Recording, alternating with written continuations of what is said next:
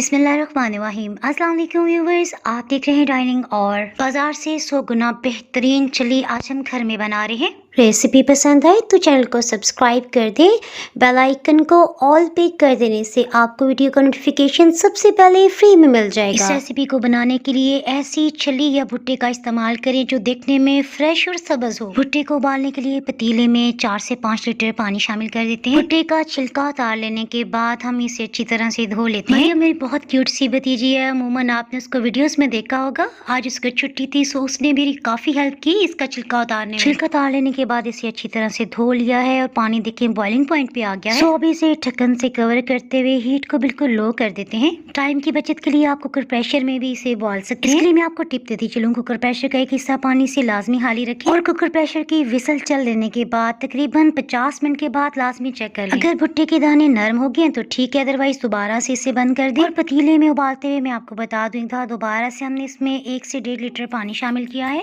भुट्टा बहुत ताज़ा था, सो 1.5 घंटे के अंदर ये बॉयल हो गया। इसके दानों को बिल्कुल रुई की तरह नरम होना चाहिए। अगर आपको सख्त लगे ना तो दोबारा से कुछ देर के लिए इसे उबाल लें। उबली हुई छिली या भुट्टे पे लगाने के लिए एक स्पेशल मसाला होता है। अगर आप इसकी रेसिपी देखना चाहें तो ऊपर आई बटन में आपको लिंक नजर आ रहा है, उसे क्लिक करके रेसिपी देख सकते हैं। ये मसाला लीमू को हल्के हल्के प्रेस करते हुए लगाया जाता है। जब भी फ्रेश मकई का मौसम आए बच्चों को ये बना के जरूर खिलाएं। इससे बच्चों की दांतों की नशोनुमा बहुत बेहतरीन अंदाज से हो पाएगी। यानी ये खिलाने से बच्चों के दांत टेढ़े मेढ़े नहीं उगेंगे। डाइनिंग हॉल पे मजीद रेसिपीज के लिए चैनल को यूट्यूब, इंस्टाग्राम और फेसबुक पे फॉलो कर सकते हैं। फिर मिलेंगे मजेदार सी रेसिपी के साथ। दुआ में याद रखें। अल्लाह हाफिज।